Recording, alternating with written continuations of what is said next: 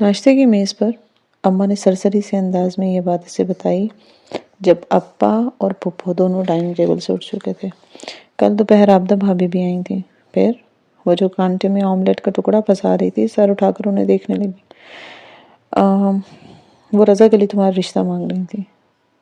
نوالا اس کے حلق میں اٹک گیا تھا، اسے لگا اس نے غلط سنا ہے۔ میرا رشتہ؟ Are you serious? وہ بے یقینی سے انہیں دیکھ رہی تھی۔ جب تم اپنی خواہ مخواہ کی ضد کے پیچھے جہاں کو یوں اپنی زندگی سے نکالو گی تو لوگ یہی کہیں گے نا۔ وہ چکرا کے رہ گئی تھی۔ جہاں اس وجہ سے نہیں گیا تھا، وہ جانتی تھی، مگر باقی سب تو نہیں جانتے تھے نا۔ ان کے ذہن ارم چیز بڑھا چڑھا کر کئی بات میں اٹکے تھے۔ دل تو چاہا اگر رضا سامنے ہوتا تو کچھ اٹھا کر اس کے سر پہ دے مارتی، اور اسے کبھی محسوس نہیں ہوا تھا کہ وہ چیزیں اٹھا کر دے مارنے کی شوقین تھی، اور وہ کتنی جلدی جان گیا تھا۔ اب مزید اسے کچھ کھایا نہیں جا رہا تھا، اس نے پلیٹ بھرے کر دی۔ عابدہ چچی سے کہی گا آئندہ ایسی بات سوچیں بھی مت۔ لوگوں کو میرا اور جہاں کا رشتہ بھلے کمزور لگتا ہو مگر ہمارا رشتہ بہت مضبوط ہے اماں۔ شیور؟ اماں نے جسے اکتا کر سر جھٹکا۔ وہ وہاں سے اٹھ گئی تھی۔ ساری رات کی بے خوابی، وہ ویڈیو، تایا کا ایکسیڈنٹ، اور پھر عابدہ چچی کا یہ قصہ اس کا سر درد کرنے لگا تھا۔ ارم درست کہہ رہی تھی، وہ لوگ جان بوجھ کر اس کے نکاح کو کمزور ثابت کرنے پہ تلے۔ آج اس سے آفس نہیں جایا جا رہا تھا۔ ابا آج خود آفس گئے تھے اور اب وہ بہت بہتر محسوس کر رہے تھے۔ پتہ نہیں ولید کے خلاف FIR کا کیا بنا۔ کاش جہاں نے اس کے سر پہ فرائی پین کی جگہ پورا پریشر کوکر دے مارا ہوتا تو کتنا اچھا ہوتا نا۔ اس نے ابا کے آفس کے دروازے پہ مدم سے دستک دے کر اسے دھکیلا۔ وہ سامنے اپنی میز کے پیچھے بیٹھے فائلر کی برگردانی کر رہے تھے۔ ہاتھ پہ سر اٹھا کر اسے دیکھا اور ہلکا سا مسکرائے۔ بیماری نے انہیں کافی کمزور کر دیا تھا۔ آؤ بیٹے بیٹھو۔ انہوں نے سامنے کرسی کی جانب اشارہ کیا۔ وہ سیدھ میں چلتی ان کے مقابل کرسی تک آئی، پرس میز پر رکھا اور کرسی پہ ٹانگ پہ ٹانگ رکھ کر بیٹھ گئی۔ مارکیٹنگ فنڈ میں سے کٹوتی کس نے کی ہے؟ اس نے سامنے کھلی فائل کی جانب اشارہ کرتے ہوئے کہا۔ وہ اس کی کارکردگی دیکھ رہے تھے اور یقیناً انہیں اس میں بہت سی غلطیاں دکھائی دے رہی تھیں، اور کیا ضرورت تھی شیئر ہولڈرز کو سالانہ ڈیویڈنڈ دینے کی؟ For God's sake! Father dearest, ایک تو میں نے بغیر تنخواہ کے اتنے دن کام کیا، اوپر سے ڈانٹ بھی مجھے پڑے گی۔ وہ انگلیوں سے نقاب ناک سے تھوڑی تک اتارتے ہوئے خفگی سے بولی۔ ڈاٹر ڈیئرسٹ، احسان جتانے سے ضائع ہو جایا کرتے ہیں۔ رہنے دے ابا۔ اچھا بتائیں ولیدہ کی FIR کا کیا بنا؟ وہ پولیس کو مل نہیں رہا، اس کا باپ اس کو گرفتار نہیں ہونے دے گا۔ بہرحال میں اس کو ایسے نہیں جانے دوں گا۔ لیکن اس وقت میں نے تمہیں کسی اور بات کے لیے بلایا تھا۔ جی کہیے۔ یہ جہاں صاحب کیوں واپس چلے گئے؟ اسے کام تھا کچھ، آ جائے گا کچھ دنوں میں۔ سائمہ بھابی تو کچھ اور کہہ رہی تھی۔ سائمہ تائی تو ہماری دادی پہ بھی ساری عمر یہی الزام لگایا کرتی تھی کہ وہ ان پہ جادو کرواتی ہیں۔ اگر سائمہ تائی کا جہاں کے بارے میں تجزیہ درست مانا جائے تو دادی والا بھی درست مانا جانا چاہیے نا۔ وہ بھی حیا تھی، اس نے ہار نہ ماننے کا تہیہ کیا تھا۔ دیکھو مجھے تمہارے اس برقعے وغیرہ سے کوئی مسئلہ نہیں ہے، مگر اس کی وجہ سے تم اپنے تایا اور اماں کو بہت ناراض کر چکے۔ تمہیں چاہیے تھا کہ تم ان کی بات کا احترام کرتی۔ بڑوں کو حکم ماننا فرض ہے بیٹے۔ ابا آپ کو ایک بات بتاؤں، حضرت عمر رضی اللہ تعالیٰ عنہ بن خطاب نے اپنے بیٹے عبداللہ سے کہا تھا کہ وہ اپنی بیوی کو طلاق دے دے۔ ابن عمر نے ایسا نہیں کیا۔ جب آپ صلی اللہ علیہ وآلہ وسلم کو اس بات کا علم ہوا تو آپ صلی اللہ علیہ وسلم نے عمر ابن عمر سے خطاب کیا کہ بیوی کو طلاق دے دو۔ یوں عبداللہ بن عمر نے اپنے والد کی بات کا احترام کرتے ہوئے بیوی کو طلاق دی۔ وہ لہجے بھر کو رکی۔ سلیمان صاحب سیٹ سے ٹیک لگائے ایک ہاتھ میں پین گھماتے غور سے سن رہے تھے۔ پھر ہوا یہ کہ کچھ عرصے بعد ایک شخص امام احمد بن جنبل رضی اللہ تعالیٰ عنہ کے پاس آیا اور ان سے کہا کہ میرا باپ چاہتا ہے میں اپنی بیوی کو طلاق دے دوں۔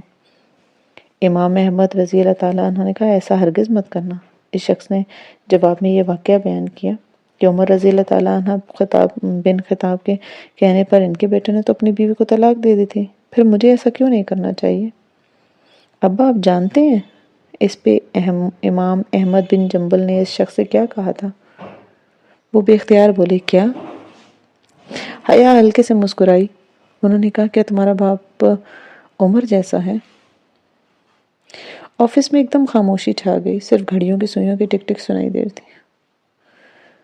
ویل، تم LLB کی اسٹوڈنٹ ہو، میں تم سے بحث میں جیت نہیں سکتا، میں صرف اتنا جاننا چاہتا ہوں کہ تم نے خلا کے بارے میں کیا سوچا۔ اب کیس کا سانس جیسے کسی نے بند کر دیا تھا، وہ لمحے بھر کو شل سی رہ گئی تھی۔ تمہیں یاد ہے میں نے ٹرکی جانے سے قبل بھی تم سے ایسی ہی بات کی تھی؟ جی مجھے یاد ہے، اور تب بھی میں نے آپ کو یہی کہا تھا کہ مجھے ٹرکی جانے دیں، اگر وہاں جا کر مجھے لگا کہ وہ لوگ طلاق چاہتے ہیں تو میں اس رشتے کو وہیں ختم کر دوں گا۔ تو پھر ابا ہمارے درمیان یہی ڈیل ہوئی تھی کہ ٹرکی سے واپس آنے تک آپ مجھے ٹائم دیں گے، اور اب عرصہ ہوا تم واپس آ چکی ہو۔ میں واپس نہیں آئی ابا، آفیشیلی مجھے ابھی ٹرکی سے واپسی کا کلیئرنس نہیں ملا، پرسوں میں استنبول جا رہی ہوں، واپسی پہ ہم اس بات کو ڈسکس کریں گے۔ وہ بہت اعتماد سے کہہ رہی تھی لیکن ابا متفق نظر نہیں آ رہے تھے، لیکن وہ پھر بھی وقتی طور پر خاموش ہو گئے تھے۔ ابا، وہ ایک اور بات کہنی تھی، ہمت کر کے اس نے کہنا شروع کیا۔ میں سوچ رہی تھی اگر کلیئرنس کروانے کے بعد میں لندن چلی جاؤں، زیادہ نہیں بس ایک ہفتے کے لیے، میں صرف لندن دیکھنا چاہتی ہوں۔ کوئی ضرورت نہیں ہے، آپ زیادہ ہی انڈیپینڈنٹ ہوتی جا رہی ہیں، مجھے آپ کو ذرا کھینچ کر رکھنا پڑے گا۔ وہ لمحے بھر کو روایتی ابا بن گئے تھے۔ ابا پلیز، کوئی ضرورت نہیں ہے، کلیئرنس کروا کر سیدھا آپ واپس آئیں گے، جتنا گھومنا تھا استنبول گھوم لو، ترکی کے کسی اور شہر جانا ہو تو بے شک چلی جاؤ، مگر اکیلے نہیں، فرینڈز کے گروپ کے ساتھ جانا، اور لندن وغیرہ جانے کی بالکل بھی ضرورت نہیں ہے۔ لیکن صرف ایک ہفتے۔ حیا تم نے سن لیا جو میں نے کہا؟ ان کا لہجہ نرم تھا مگر ابرو اٹھا کر تنبیہ کرتا انداز سخت تھا۔ وہ خفگی سے صرف جی کہہ کر اٹھ گئی تھی۔ وہ آج پھر یونیورسٹی چلی آئی۔ ڈاکٹر ابراہیم سے اس نے آج وقت نہیں لیا تھا مگر پھر بھی وہ اسے آفس میں مل گئے تھے۔ سامنے آپ نے ٹھیک کہا تھا سر، ہمیں لوگوں کو وقت دینا چاہیے۔ وہ آج ان کے مقابل بیٹھی بہت پرسکون انداز سے کہہ رہی تھی اور وہ اسی توجہ سے اس کو سن رہے تھے۔ سامنے اس کے لیے منگوا کر رکھی گئی کافی کی سطح سے دھوئیں کے مرغولے اٹھ کر فضا میں گم ہو رہے تھے۔ ان کے آفس کا خاموش پرسکون ماحول اس کے اعصاب کو ریلیکس کر رہا تھا۔ یقین کریں سر، لوگ شروع میں آپ کے حجاب کی جتنی مخالفت کر لیں، ایک وقت آتا ہے کہ وہ اسے قبول کر لیتے ہیں، بلکہ یوں کہنا چاہیے کہ وہ آپ کو اس میں قبول کر لیتے ہیں، چاہے انہیں تب بھی حجاب اتنا ہی ناپسند کیوں نہ ہو جتنا پہلے تھا۔ اب مجھے یقین آ گیا ہے کہ آہستہ آہستہ سارے مسئلے حل ہو جاتے ہیں۔ انہوں نے دھیرے سے مسکرا کر اس بات میں سر ہلا کر تائید کی۔ مگر سر، میں جب اپنے مسئلوں سے گھبرا گئی تھی تو آپ کے پاس آئی تھی نا، اور تب میں نے آپ سے کہا تھا یہ وتواصوا بالصبر انسانوں کو انسانوں سے ہی چاہیے ہوتا ہے۔ آپ نے میری بات کی تائید کی تھی، رائٹ؟ جی۔ پھر؟ وہ پوری توجہ سے سن رہے تھے۔ پھر سر یہ کہ میری پھپھو کہتی ہیں کہ انسان کو اپنے مسئلے دوسروں کے سامنے بیان نہیں کرنے چاہیے، جو شخص ایسا کرتا ہے وہ خود کو خود بے عزت کرواتا ہے۔ کیا ایسا ہی ہے سر؟ کیا ہمیں اپنے مسئلے کسی سے شیئر نہیں کرنے چاہیے؟ وہ اپنے کافی کی سطح پہ آئے جھاگ کو دیکھتے ہوئے کہہ رہی تھی جس میں مختلف اشکال نظر آ رہی تھی، مگر پھر تو ہم وتواصوا بالصبر کیسے کریں گے سر؟ جی ہاں کی طرف کی روداد سننے کے بعد یہ سوال اس کے ذہن میں اٹک گیا تھا۔ حیا، آپ کی پھپھو ٹھیک کہتی ہیں، سوال کرنا یعنی کسی کے آگے ہاتھ پھیلانا، بھلے وہ ہمدردی کے لیے ہو یا کسی اور چیز میں، ہر حال میں ناپسندیدہ ہوتا ہے۔ انسان کو واقعی اپنے مسئلے اپنے تک رکھنے چاہیے، دنیا کو اپنی پرابلم والی سائڈ دکھانے کی ضرورت نہیں ہوتی۔ اپنے مسئلے کا واقعی اشتہار نہیں لگایا کرتے، مگر وہ لہجہ بھر کو رکے۔ وہ نامحسوس طریقے سے کرسی پہ آگے کو ہوئی۔ اسے اسی مگر کا انتظار تھا۔ مگر حیا، انسان پہ ہر وقت ایک سا فیض نہیں رہتا نا میرے بچے، وقت بدلتا ہے، مسئلے بھی بدلتے ہیں، بعض اوقات انسان ایسی سچویشن میں گرفتار ہوتا ہے جسے وہ پہلے کبھی نہیں گزرا ہوتا، تب اسے چاہیے کہ اپنے مسئلے کا حل کسی سے پوچھ لیں۔ انسان کو صرف تب اپنے پرابلم شیئر کرنے چاہیے جب آپ اس کو واقعی خود حل نہ کر سکیں۔ کوئی ایک دوست، کوئی ایک ٹیچر یا کوئی پھر اجنبی، کسی ایک بندے کے سامنے اپنے دل کی بھڑاس نکال دینے میں کوئی حرج نہیں ہوتا جو واقعتاً وتواصوا بالصبر کرے۔ ہاں، لیکن ایک بات یاد رکھنی چاہیے، اس شخص کو کبھی اپنی بیساکھی نہ بنائیں۔ آپ کو ہر کچھ دن بعد کسی کے کندھے پہ رونے کی عادت نہیں ڈالنی چاہیے۔ دینے والا ہاتھ لینے والے ہاتھ سے بہتر ہوتا ہے۔ ہر وقت دوسروں سے تسلی لینے کے بجائے بہتر ہے کہ ہم تسلی دینے والے بنیں۔ وتواصوا بالصبر، صبر کی تلقین دینے کا نام ہوتا ہے، ہر وقت لیتے رہنے کا تو نہیں ہوتا نا۔ اس نے سمجھ کر سر کو ہلا دیا۔ اس کی کافی اب ٹھنڈی پڑتی جا رہی تھی، جھاگ کی اشکال چھٹتی جا رہی تھی۔ اسے خوشی تھی کہ آج وہ پھر سر کے پاس نئے مسئلے لے کر نہیں آئی تھی۔ میں سمجھ گئی، اور مجھے کچھ اور بھی بتانا تھا آپ کو۔ اسے جیسے اسی پل یاد آیا تھا، آپ نے کہا تھا نا کہ میں احزاب کی پہیلی میں کچھ مس کر رہی ہوں۔ میں نے اس بارے میں بہت سوچا، پھر مجھے ایک خیال آیا۔ اچھا، کیا خیال تھا؟ وہ دلچسپی سے کہتے ذرا آگے کو ہوئے۔ سر، جنگ احزاب کے ختم ہونے کے بعد بنو قریظہ اپنے قلعوں میں جا چھپے تھے۔ مسلمانوں نے ان کا تعقب کیا، ان کو جا لیا۔ اگر بنو قریظہ کا فیصلہ آپ صلی اللہ علیہ وسلم پہ چھوڑا جاتا تو آپ صلی اللہ علیہ وسلم زیادہ سے زیادہ ان کو وہ جگہ چھوڑنے کا حکم دیتے، مگر ان کا فیصلہ سعد رضی اللہ عنہ پہ چھوڑا گیا تھا جو قبیلہ اوس سے تھے۔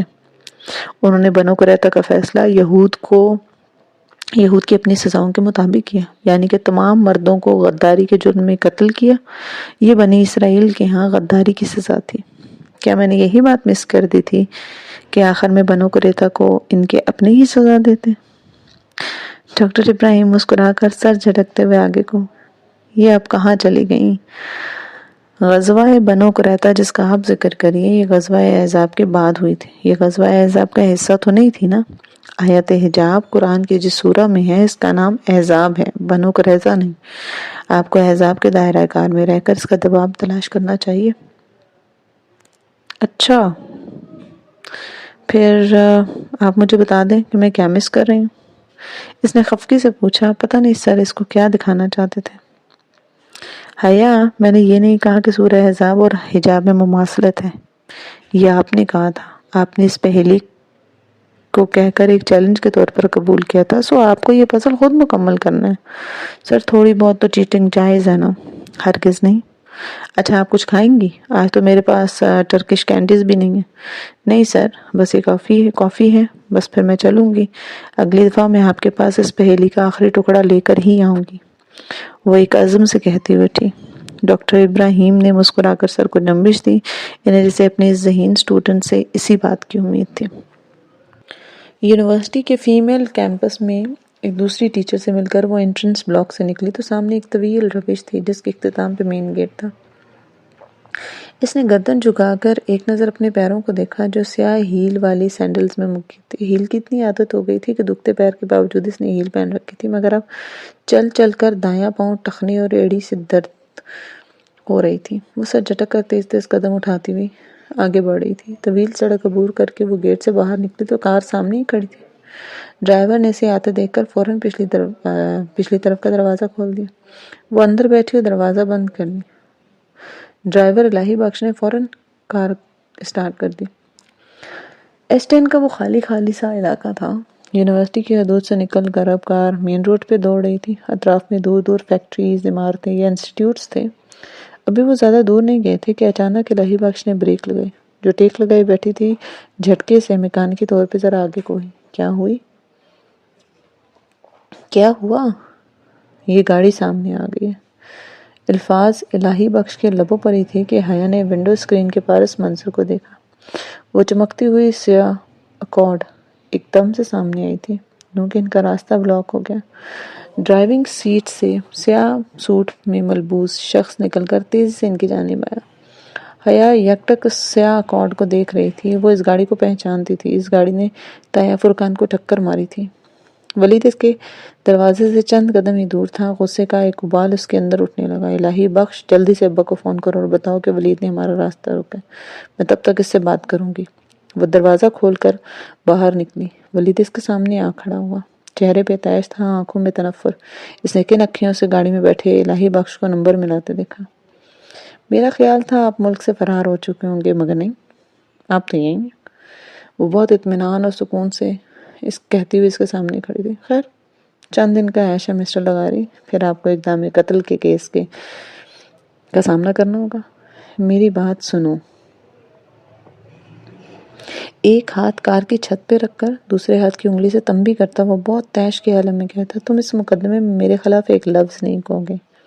یہ ایک ایکسیڈنٹ تھا اور تم اپنے بیان میں یہی کہو گے۔ میں بیان دے چکی ہوں اور تم نامزد ملزم ٹھہرائے جا چکے ہو. اپنی بکواس اپنے پاس رکھو. جو میں کہہ رہا ہوں نا تم وہی کرو گے. تم یہ مقدمہ واپس لے رہی ہو. سنا تم نے؟ الہی بخش کان سے ہٹا کر دوبارہ نمبر ملا رہا تھا. شاید رابطہ نہیں ہو پا رہا تھا. اور اگر میں ایسا نہ کروں تو تم کیا کرو گے؟ مجھے دوبارہ اپنی گاڑی کے نیچے کچل دو گے؟ نہیں، میرے پاس تمہارے لیے اس سے بھی بہتر حل موجود ہے. اچھا، وہ کیا ہے مسٹر ولید؟ ولید نے گاڑی کی چھت سے ہاتھ اٹھایا، جیب سے اپنا موبائل نکالا، چند بٹن پریس کیے اور پھر اس کی اسکرین حیا کے سامنے دی. کیا اس منظر کو دیکھ کر کوئی گھنٹی بجی ہے ذہن میں؟ جب حیا نے مسکراتے ہوئے ایک نگاہ اسکرین پہ ڈالی تو پھر وہ ہٹانا بھول گئی تھی. ادھر ہی جم گئی تھی اس کی نظریں. منجمد، شل، ساکت، شریفوں کا مجرا. اس ویڈیو کی جھلک کسی نے کھولتا پیتل اس کے اوپر ڈالا تھا. اندر باہر آگ میں لپٹے گولے برسنے لگے. بے یقینی نکل گئی نا اکڑ. اب آئی ہوگی اپنی اوقات پہ. ولید نے مسکراتے ہوئے سر ہلاتے ہوئے موبائل بند کر کے جیب میں رکھا. نقاب سے جھلکتی اس کی ششدار ساکت آنکھیں ابھی تک وہیں منجمد تھیں. ذرا سوچو میں اس ویڈیو کے ساتھ کیا کیا کر سکتا ہوں. وہ قدرے مسکرا رہا تھا. حیا کا شوق اسے سمجھنے کے لیے کافی تھا کہ تیر عین نشانے پر لگا ہے. میں اسے اگر تمہارے خاندان کے تمہارے سارے مردوں کے سامنے پیٹ پہنچا دوں نا تو کیا ہوگا حیا بی بی؟ کبھی تم نے سوچا ہے کہ آپ بھی تو میرا نام اس کیس میں لے سکو گے؟ ایسی غلطی بھی مت کرنا ورنہ میں تمہیں کسی کو منہ دکھانے کے قابل نہیں چھوڑوں گا. وہ جو آندھی طوفان کی طرح آیا تھا نا، کسی پرسکون فاتح کی طرح واپس پلٹ گیا. اپنی کار میں بیٹھ کر اس نے دروازہ بند کیا، سائیڈ مرر میں دیکھتے ہوئے ہاتھ ہلایا، سن گلاسز آنکھوں پہ لگایا اور گاڑی آگے بڑھا کر لے گیا. وہ ابھی تک شل سی گاڑی کے ساتھ لگی ہوئی کھڑی تھی. نقاب کے اندر لب ابھی تک ادھ کھلے اور آنکھوں کی پتلیاں ساکن تھیں. دل کی دھڑکن ہلکی سی ہولی ہو گئی تھی، جیسے کوئی ٹوٹی پھوٹی کشتی سمندر کی گہرائی میں ڈوبتی چلی جا رہی ہو. نیچے اور نیچے، گہرائی، پاتال. بڑے صاحب فون نہیں اٹھا رہے. اب کیا کرنا ہے میم؟ الہی بخش باہر نکل کر پوچھنے لگا. اس کا سکتہ جیسے ذرا سا ٹوٹا تھا. بے حد خالی خالی نظروں سے الہی بخش کو دیکھتے اس نے نفی میں سر ہلایا. بنا کچھ کہے واپس بیٹھ گئے. اس کا سارا جسم ٹھنڈا پڑ چکا تھا، نیلا اور ٹھنڈا، جیسے چاندنی کے مجسمے کو کسی نے زہر دے دیا ہو. وہ گھر کب پہنچی، کیسے نیچے اتری، اسے ہوش نہیں تھا. بہت چھوٹے چھوٹے قدم اٹھاتے ہوئے وہ اندرونی دروازہ کھول کر اس لاؤنج میں اس نے قدم ہی رکھا تھا کہ سامنے اس کو کوئی نظر آیا. بلو جینز، سیاہ ٹی شرٹ، سنہری سفید رنگت، بڑی بڑی آنکھیں. وہ ہنستے ہوئے کس سے بات کر رہا تھا. ہاتھ پہ پلٹ کر حیا کو دیکھا جو میکانکی انداز میں نقاب ناک سے اتار کر تھوڑی تک لا رہی تھی. یہ ہمارے گھر میں جامعہ حفصہ کہاں سے آ گیا؟ وہ خوشگوار حیرت کے زیر اثر بولا تھا. حیا نے دھیرے سے پلکیں جھپکائیں. اس کی آنکھوں نے اس شخص کا چہرہ اپنے اندر مقید کیا. پھر بصارت نے یہ پیغام دماغ کو پہنچایا. دماغ نے جیسے سست روی سے اس پیغام کو ڈی کوڈ کیا اور پھر اس شخص کا نام اس کے لبوں تک آ پہنچا. روہیل. چند لمحے لگے تھے اسے اپنے شال ہوتے ہوئے دماغ کے ساتھ اپنے بڑے بھائی کو پہچانتے ہوئے. اتنے شوق تو ابا بھی نہیں ہوئے تھے جتنی تم ہو گئی ہو. وہ خوش تھا. ابا اور اس کا مسئلہ حل ہو گیا تھا. وہ کچھ سمجھ نہیں پا رہی تھی، بس خالی خالی نظروں سے اسے دیکھ رہی تھی. حیا، یہ نتاشا ہے، ادھر آؤ، اس سے ملو. اماں نے جانے کہاں سے اسے پکارا تھا. اس نے دھیرے سے گردن موڑی. اماں کے ساتھ لاؤنج کے صوفے پہ ایک لڑکی بیٹھی تھی. اس کا دماغ مزید کام کرنے سے انکاری تھا. اس نے بس سر ہلا کر اشارے سے انجان لڑکی کو سلام کیا اور پھر روہیل کو دیکھا. میں آتی ہوں، سر میں درد ہے، سونا ہے مجھے. مبہم ٹوٹے بے ربط الفاظ کہہ کر وہ اپنے کمرے کی طرف بڑھ گئی. پیچھے سے اماں نے شاید پکارا بھی تھا مگر اس نے اندر آ کر دروازہ بند کر لیا، کنڈی لگا لی. ذہن اس نقطے سے ایک نقطے پر منجمد تھا. وہ وہاں سے آگے پیچھے نہیں جا رہا تھا. کسی خودکار روبوٹ کی طرح اس نے عبایا کے بٹن کھولے، پھر سر سے سیاہ اسکارف علیحدہ کیا تو بالوں کا جوڑا کھل گیا. سارے بال کمر پہ گرتے گئے.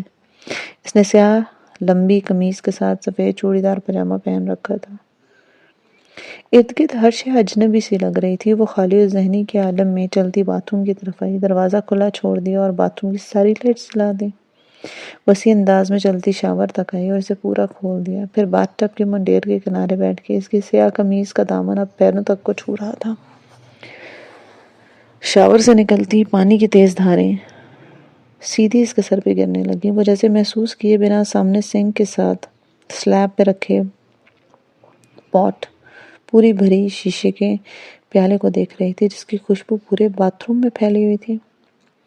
انسان سمجھتا ہے نا کہ گناہ بھلا دینے سے وہ زندگی سے خارج ہو جاتے ہیں، مگر ایسا نہیں ہوتا۔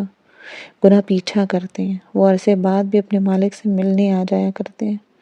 گناہ قبر تک انسان کا پیچھا کرتے ہیں۔ اس کے گناہ بھی ایک دفعہ پھر اس کے سامنے آ گئے تھے۔ انہوں نے دنیا کے ہجوم میں بھی اپنے مالک کو تلاش کیا تھا۔ موسلا دھار پانی اس کے سر سے پھسل کر نیچے گر رہا تھا، بال بھیگ کر موٹی لٹوں کی صورت بن گئے تھے، اس کا پورا لباس گیلا ہو چکا تھا، لیکن وہ یک ٹک سامنے ٹائل سے مزین دیوار کو دیکھ رہی تھی۔ ولید کے پاس وہ ویڈیو کہاں سے آئی تھی وہ نہیں جانتی تھی، مگر ایک بات تو طے تھی نا کہ اللہ نے اسے معاف نہیں کیا تھا، اس کے گناہ دھلے نہیں تھے، وہ آج بھی اس کے سائے کی طرح اس کا پیچھا کر رہے تھے، اور اگر وہ سب کچھ اس کے خاندان والوں کے سامنے آ گیا تو پانی کی بچھاڑ ابھی تک اسے بھگو رہی تھی۔ اس کے چہرے، بالوں اور سارے وجود پہ موٹی موٹی بوندیں گر رہی تھیں، ایسے جیسے بارش کے قطرے ہوتے ہیں، جیسے سیپ سے نکلے موتی ہوتے ہیں، جیسے ٹوٹے ہوئے آنسو ہوتے ہیں۔ وہ پوری طرح بھیگ چکی تھی، مگر ابھی بھی یوں ہی شل سے بیٹھی تھی۔ یہ کیا ہو گیا ہے؟ وہ کیا کرے گی اب؟ ولید کے ہاتھ اس کی کمزوری لگ گئی تھی، وہ اس کے خلاف کوئی گواہی نہ دے تو کیا ولید بس کر دے گا؟ نہیں، وہ جان چکا ہے کہ اس کے پاس کیا چیز ہے، وہ اسے بار بار استعمال کرنا چاہے گا، اور کیا وہ اسی طرح اس کے ہاتھوں بلیک میل ہوتی رہے گی؟ اس نے ولید کو تھپڑ کیوں نہیں مار دیا؟ وہ کیوں ڈر گئی تھی؟ وہ کیوں یہ ظاہر نہیں کر سکی کہ اسے اس بات سے کوئی فرق نہیں پڑتا؟ مگر وہ یہ ظاہر نہیں کر سکتی تھی کیونکہ سب کچھ اتنا غیر متوقع تھا۔ انسان ہونے کے ناطے وہ سنبھل ہی نہیں سکی تھی، اور ولید تو جیت گیا تھا نا۔ اسے اللہ نے معاف نہیں کیا۔ نیلی مسجد میں بیٹھ کر اس نے کتنی معافی مانگی تھی نا، کتنا نور مانگا تھا، اور اب خود کو اس کی پسند کے مطابق ڈھالنے کے بعد بھی جب اسے اپنے گناہ بھولتے جا رہے تھے تو اچانک وہ سب اس کے سامنے لا کر کھڑا کر گیا۔ وہ بری لڑکی نہیں تھی، اس کا کوئی افیئر نہیں تھا، دکاندار سے روپے پکڑتے وقت وہ احتیاط کرتی تھی کہ ہاتھ نہ ٹکرائے، مگر خوبصورت دکھنے کی خواہش سے اسے چند غلطیاں ہوئی تھیں، لیکن وہ اب تک معاف نہیں ہو سکی تھی۔ جانے کب وہ اٹھی، شاور بند کیا، بھیگے بالوں اور کپڑوں سمیت اپنے بیڈ کے ساتھ نیچے کارپٹ پہ آ بیٹھی۔ آنسو تھے کہ رکنے کا نام نہیں لے رہے تھے۔ اکڑوں بیٹھے، سینے کے گرد بازو لپیٹے، سر گھٹنوں میں دیے، وہ کب سو گئی، اسے پتہ ہی نہیں چلا۔